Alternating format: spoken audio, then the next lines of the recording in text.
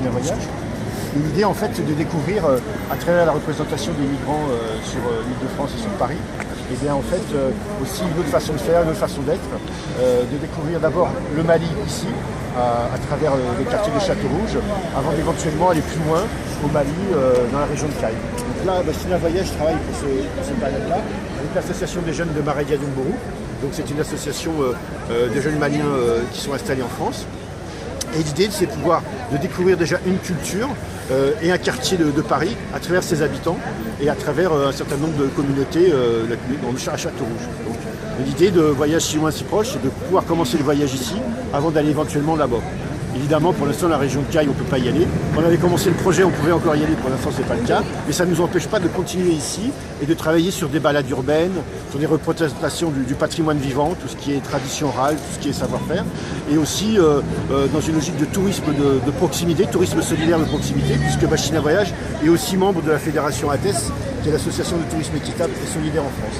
L'idée, c'est aussi de pouvoir déplacer le paradigme du tourisme solidaire et de dire qu'il y a aussi des possibilités de faire du tourisme solidaire en région parisienne, en Île-de-France et ailleurs, et de pouvoir faire intervenir justement les migrants qui sont un peu ici, un peu là-bas, à travers leur expérience de vie, leur parcours de vie, le patrimoine des migrations, le parcours singulier de la migration, et de pouvoir découvrir une culture à travers le regard. C'est pour ça que Bastille intervient dans cette perspective comme un créateur de liens entre des associations de jeunes maliens et des visiteurs, des habitants ou des gens des régions qui veulent visiter ce quartier de Paris. Voilà. Donc maintenant je laisse la parole à Sibi, de l'association des jeunes de Maredia Dumbourou.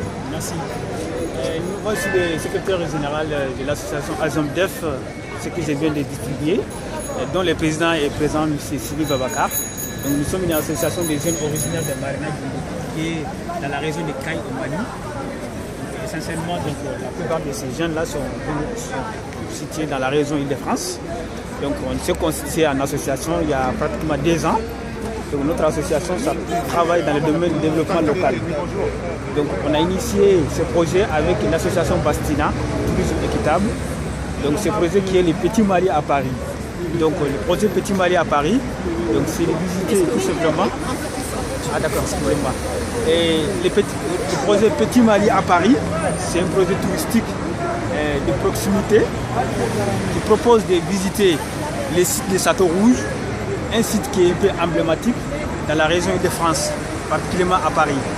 Donc il ne s'agit pas de dire tout simplement que tous les Maliens sont concentrés à Château-Rouge. Je pense que vous avez presque entendu qu'à Montreuil, il y a beaucoup de Maliens, même dans d'autres villes. Mais ce n'est pas la particularité. La particularité, c'est que vous avez toute l'Afrique à Château-Rouge. Donc on a choisi ce thème Petit Mali. Il y a non seulement les Maliens, les Sénégalais, les Ivoiriens, les Guinéens, un peu plus. Beaucoup de Centrafricains aussi sont là.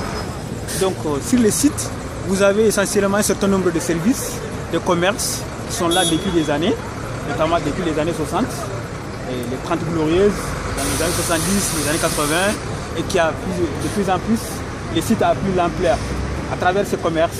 Donc sur le site est essentiellement situé au niveau du quartier Goutte d'Or.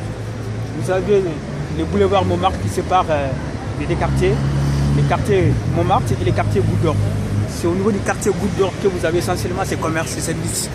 Donc ces commerces ou ces services se répartissent en plusieurs variétés. Vous avez non seulement la coiffure, vous avez tout ce qui est produits exotiques, vous avez aussi tout ce qui est dans les textiles, vous avez aussi la boucherie, les primaires, la poissonnerie, voilà, un peu partout quoi.